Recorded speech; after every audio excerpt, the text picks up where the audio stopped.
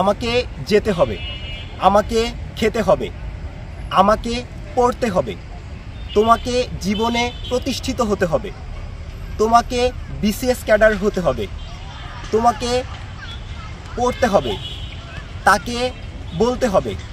বাংলায় সচরাচর আমরা এই বাক্যগুলো ব্যবহার করে থাকি। ইংরেজিতে কিভাবে খুব সহজেই এই বাক্যগুলো ব্যবহার করা যায়? Hello everyone, this is Shakawat Hussain in front of you.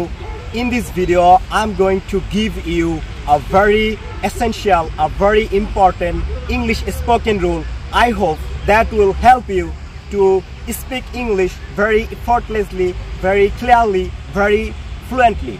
When you want to speak English or when you want to speak any different language, second language, it is very tough to speak. And also I'm nervous actually speaking in front of people and speaking in front of camera. I'm not used to that is why I'm nervous, but I want to speak because I want to be a speaker. That is why I want to speak. I want to give you a very common English spoken rule. I hope this rule will help you to speak English very fluently. বাংলায় আমরা বলি আমাকে যেতে হবে, আমাকে খেতে হবে, আমাকে পড়তে হবে। ইংরেজিতে আমরা কিভাবে এটা বলতে পারি? আমার আজকের ভিডিওতে আমি এটাই বলতে যাচ্ছি। সো আমরা যখন বলি যে আমাকে যেতে হবে, আমাদের ব্যবহার করতে হবে have to. I have to eat, আমাকে খেতে হবে। আই হ্যাভ টু রিড, আমাকে পড়তে হবে। এখানে আই এর পরিবর্তে আপনি অন্য প্রোনাউন ব্যবহার করতে পারেন। তোমাকে খেতে হবে, ইউ হ্যাভ টু ইট। তোমাকে দৌড়াতে হবে, ইউ হ্যাভ টু রান।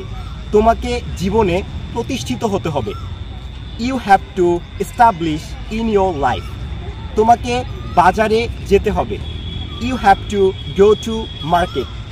তাকে বলতে হবে, he has to speak, he has to speak. আপনারা যখন আই এবং ইউ দিয়ে বলবেন তখন হ্যাভ টু, যখন হি শি অথবা কোনো নাম দিয়ে বলবেন অথবা ইট দিয়ে বলবেন তখন হ্যাজ টু।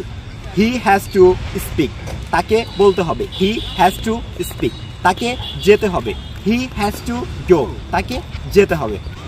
হ্যাড টু দিয়ে কিভাবে বলবেন? আমাকে বলতে হয়েছিল, আই হ্যাড টু স্পিক। আমাকে যেতে হয়েছিল, আই হ্যাড টু গো। তাকে যেতে হয়েছিল, হি হ্যাড টু গো। তাকে বলতে হয়েছিল, হি হ্যাড টু স্পিক। তো এভাবে যদি আপনারা প্র্যাকটিস করেন ইনশাআল্লাহ your spoken English will be very fine and you will be speak English very fluently, very effortlessly, very clearly. And I am trying to speak English nowadays and I am uploading some video on my Facebook and YouTube. If you can follow me, I will come back with another new video. Till then, thank you.